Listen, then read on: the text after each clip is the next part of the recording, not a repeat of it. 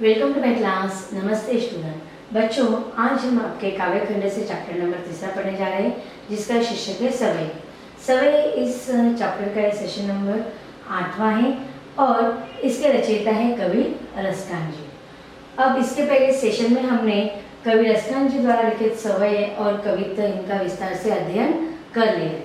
अब session number 8 में हम केवल मात्र कवि रसखान इनके जीवन परिचय के बारे में जानकारी हासिल करेंगे। रसखान का संक्षिप्त जीवन परिचय देते हुए उनकी रचनाओं को स्पष्ट कीजिए। अब देखिए, आपको कवि के संदर्भ में तरह तरह के प्रश्न पूछे जाते हैं। कभी आपको केवल मात्र कवि का जीवन परिचय देना होता है या कभी कभी उनके रचनाओं को स्पष्ट करना होता है। अगर एक साथ आप लिखते प्रश्न पूछते तो आपको उनके जीवन परिचय और उनके रचनाओं के बारे में एक साथ जानकारी देना है। अगर आपको अलग अलग प्रश्न पूछते तो उसको सिर्फ अलग अलग उत्तर लिखने हैं। अब हम इस विस्तार से इसको पढ़ते हैं। अगर आपको जीवन परिचय के बारे में उत्तर लिखना है तो यह सारी चीजें आप उसमें लिख सकते हैं। हिंदी काव्य की श्रीवृद्धि न जाने कितने ही मुसलमान कवियों के द्वारा की गई है, किंतु इन सभी कवियों में रसखान जैसा सुकोमल, सरस और ललित काव्य किसी का भी नहीं है। इन्हें अत्यधिक भावुक कवि हृदय मिला था, जिसके कारण वे श्री कृष्ण के दीवाने हो गए थे। इनके हृदय से निकला हुआ समस्त काव्य रस और भाव से आकुल कर देता है। कृष्ण भक्ति शाखा के अद्वितीय कवि माने जाते हैं। अब देखिए, यहाँ पर कवि रसखान यह श्री कृष्ण के अनन्य भक्त थे और अपने इष्ट देव के वर्णन उन्होंने सवई और कविता इन छंदों में किया है। वह एक अद्वितीय कवि माने जाते हैं। मुसलमान होते हुए भी इन्होंने हिंदी काव्य के साहित्य को या साहित्य क्षेत्र हिंदी के साहित्य क्षेत्र में कविता इस विधा को अपने मौलिक विचारों के द्वारा, अपने कवि हृदय के द्वारा अपने भाव को व्यक्त करते हुए हिंदी साहित्य को समृद्ध किया है। रसखान दिल्ली के पठान सरदार थे। इनका पूरा नाम सैयद इब्राहिम रसखान था। आप इसको अंडरलाइन कर सकते हैं। इनके द्वारा रचित प्रेम वाटिका ग्रंथ से यह संकेत प्राप्त होता है कि ये दिल्ली के राजवंश में उत्पन्न हुए थे और इनका रचना काल जहांगीर का राज्यकाल था। अब देखिए, यहाँ पर उत्तर लिखते समय हमें जो महत्वपूर्ण सेंटेंस, महत्वपूर्ण वाक्य या शब्द लगता है तो हमें उसको अंडरलाइन कर लेना चाहिए। अब यहाँ पर आप उनके नाम को, क्या नाम है उनका, रसखान, इनका वास्तविक नाम क्या था, सैयद इब्राहिम रसखान, इनका पूरा नाम, तो उसको आप अंडरलाइन कर लीजिए। इनका जन्म सन 1558 ईस्वी सन अर्थात संवत 1615 के लगभग दिल्ली में हुआ था। हिंदी साहित्य का प्रथम इतिहास के अनुसार इनका जन्म सन 1533 ईस्वी सन में पिहानी जिला हरदोई अर्थात उत्तर प्रदेश में हुआ था। हरदोई में सैयदों की भी बस्ती थी। अब देखिए, आप यहाँ पर उनके जो जन्म काल है उसको अंडरलाइन कर लेंगे। अब इनके जन्म तिथि के संदर्भ में भी थोड़ा विवाद है। किसी हिंदी साहित्य के प्रथम इतिहास के अनुसार 1533 ईस्वी सन में माना जाता है, तो कभी 1558 भी माना जाता है। डॉक्टर नगेंद्र ने भी अपने हिंदी साहित्य के इतिहास में इनका जन्म सन 1533 ईस्वी सन के आसपास ही स्वीकार किया है। ऐसा माना जाता है कि इन्होंने दिल्ली में कोई विप्लव होता देखा, जिससे व्यथित होकर गोवर्धन चले आए और यहाँ आकर श्रीनाथ की शरणागत हुए। अब देखिए, यहाँ पर कोई भी कवि या लेखक उनको लिखने की प्रेरणा कहाँ से मिलती है, उसके पीछे कोई ना कोई इतिहास होता है। अब यहाँ पर लिखा हुआ है, कवि के बारे में कहा गया है कि दिल्ली में कोई विप्लव अर्थात तांडव उन्होंने देखा था, और जब उस तांडव को उन्होंने देखा, उस विप्लव को उन्होंने देखा, तो वह उनका हृदय जो भावुक हृदय उनका व्यथित हो गया और उस व्यथित होने के कारण वो गोवर्धन पर्वत चले आए और वहाँ पर उनका मिलन श्रीनाथ के उन्होंने शरणागत गए और वहाँ से उनको अपनी कविता लिखने की प्रेरणा मिली। इनकी रचनाओं में यह प्रमाणित होता है कि ये पहले रसिक प्रेमी भी थे, बाद में वे अलौकिक प्रेम की ओर आकृष्ट हुए और कृष्ण भक्त बन गए। अब देखिए जो पुराने कवि है वह अधिकतर राजाओं के आश्रय में आश्रित होकर कविता लिखते थे। अब जब राजाओं के आश्रित या राजाओं के दरबार में आश्रय लेने के बाद जब कविता लिखने होते तो कवियों को अधिकतर राजाओं को पसंद आए इसी प्रकार की काव्य रचना करनी पड़ती थी। तो शुरुआत के कालावधि में कवि रसखान इन्होंने भी अपने काव्यों में राजा को आकर्षित करते हुए रसिक प्रेमी काव्य की निर्मित की है। लेकिन धीरे धीरे बाद में उन्होंने ईश्वर भक्ति, श्री कृष्ण के प्रति अनन्य भक्ति उनके मन में जागृत हुई और उन्होंने अपने बाद के काव्यों में अलौकिक प्रेम की आकृष्ट होते हुए कृष्ण भक्त बन गए और अपने काव्यांश में उन्होंने केवल मात्र बाद में कृष्ण के सौंदर्य, उनके कृष्ण के भक्ति के अधीनस्थ होकर काव्य की रचना की। गोस्वामी विठलनाथ ने पुष्टि मार्ग में इन्हें दीक्षा प्रदान की थी। इनका अधिकांश जीवन ब्रजभूमि में व्यतीत हुआ।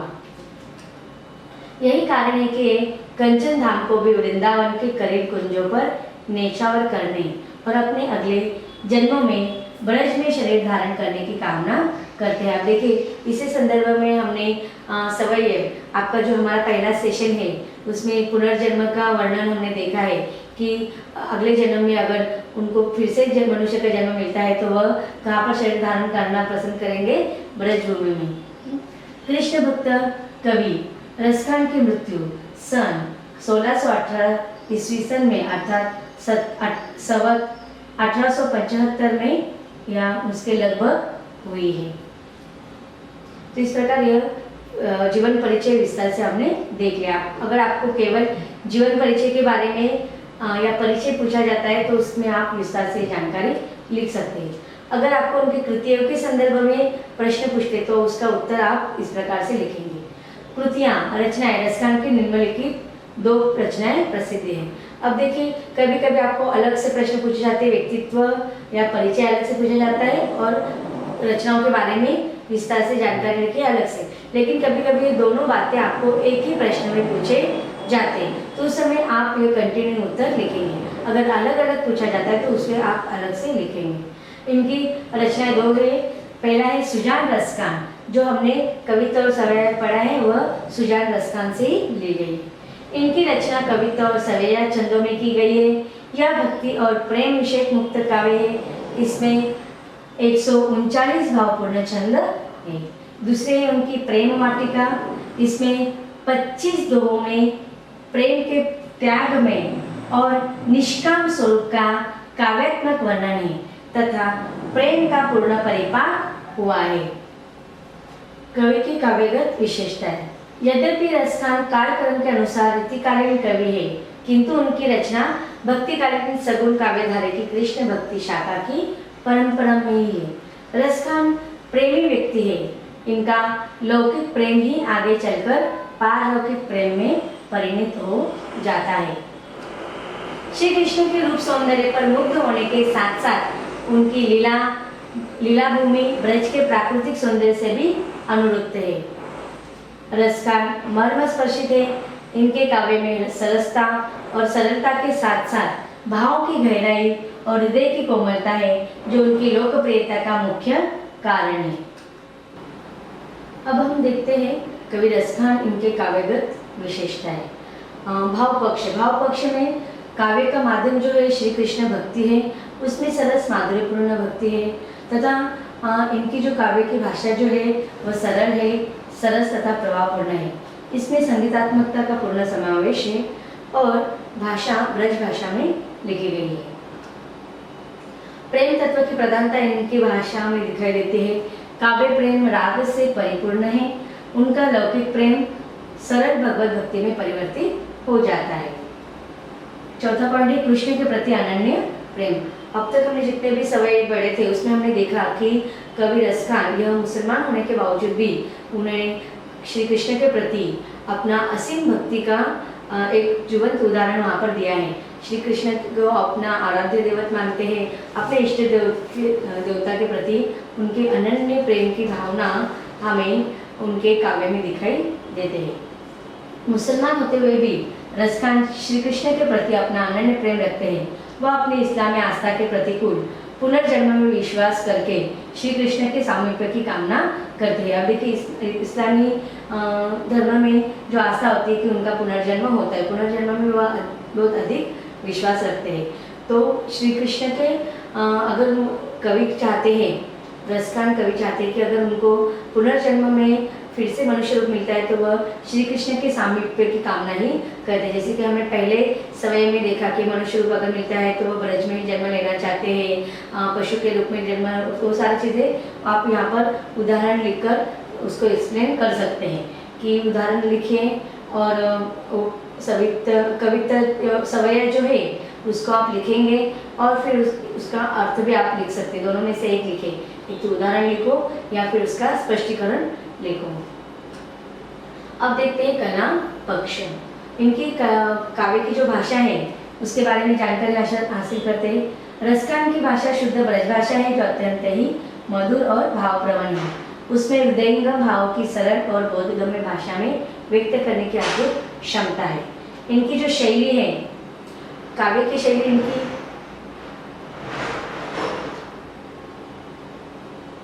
अब शैली के बारे में जानकारी हासिल करते हैं। इनकी शैली मुक्त काव्य की शैली है जिनमें कविता, सवैया और दोहा के माध्यम से विचार को अलग अलग व्यक्त किया गया है। अब देखते हैं इनके काव्य में कौन से रस है, छंद है, अलंकार है। जब हमने सवैया और कविता को अलग अलग सेशन में पढ़ा तो उसमें काव्यगत सौंदर्य में हम देखते थे कि कौन सा रस है, कौन सा छंद है, श्रृंगार रस है, भक्ति रस है, विरह रस भी हमें दिखाई देता है। फिर छंद में भी हमने कौन से देखे हैं, अधिकतर कविता, सवैया और दोहा। अलंकार में भी देखो हमने कहीं पर पुनरुक्ति प्रकाश, अनुप्रास अलंकार तो बहुत अधिक उन्होंने प्रयोग किया है। कहीं कहीं पर उत्प्रेक्षा, यमक और पुनरुक्ति प्रकाश का भी उपयोग किया है। रसखान मुख्यतः भक्ति और श्रृंगार रस के कवि हैं। इनकी रचनाओं में कविता, सवैया और दोहा छंदों का प्रयोग किया है। इनकी कविता में यमक, श्लेष, उष्मा, उपमा, रूपक, अनुप्रास अलंकारों का विशेष प्रयोग हुआ है। इनकी कविता अलंकारों से बोझिल नहीं है। अलंकार स्वतः इनके काव्य में आकर स्वाभाविक रूप में उसके सौंदर्य में वृद्धि करते हैं। तो इस प्रकार हमने अब तक कवि का जीवन परिचय देखा, फिर उनकी काव्यगत रचनाएं कौन सी वह देखी, 2 उनकी रचनाएं हैं, उसके बारे में संक्षिप्त में जानकारी हासिल की। इसके बाद हमने काव्यगत विशेषता देखी, उसमें कला पक्ष और भाव पक्ष देखा। अगर और भी विस्तार से आपको लिखना है तो आप हमने जो कविता और सवैया पढ़े हैं तो उसका उदाहरण लिखे और उसका जो काव्यगत सौंदर्य हमने पढ़ा है वो उसमें आप लिख सकते हैं। अब देखते हैं कवि रसखान, इनका साहित्य में स्थान किस प्रकार से है। रसखान का स्थान भक्त कवियों में एक विशेष महत्वपूर्ण है। इनके बारे में डॉक्टर विजयेंद्र स्नातक ने लिखा है कि इनकी भक्ति हृदय की मुक्त साधना है और इनका श्रृंगार वर्णन भावुक हृदय की उन्मुक्त अभिव्यक्ति है। इनके काव्य इनके स्वच्छंद मन की सहज उद्गार है। यही कारण है कि इन्हें स्वच्छंद काव्यधारा का प्रवर्तक भी कहा जाता है।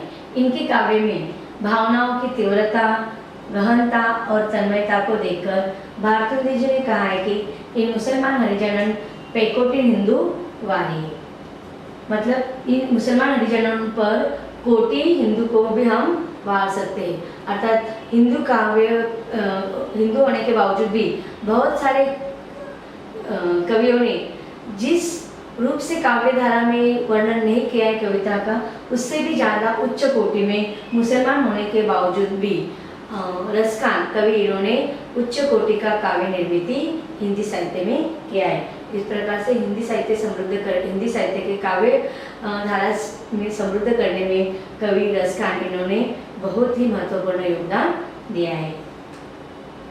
तो बच्चों, अब तक हमने अलग अलग सेशन में कविता चैप्टर नंबर 3 में आपने सवैया और कविता इसका अध्ययन कर लिया। फिर हमने कवि का जीवन परिचय भी विस्तार से हासिल कर लिया है। ये लेसन यहीं पर खत्म होता है। धन्यवाद।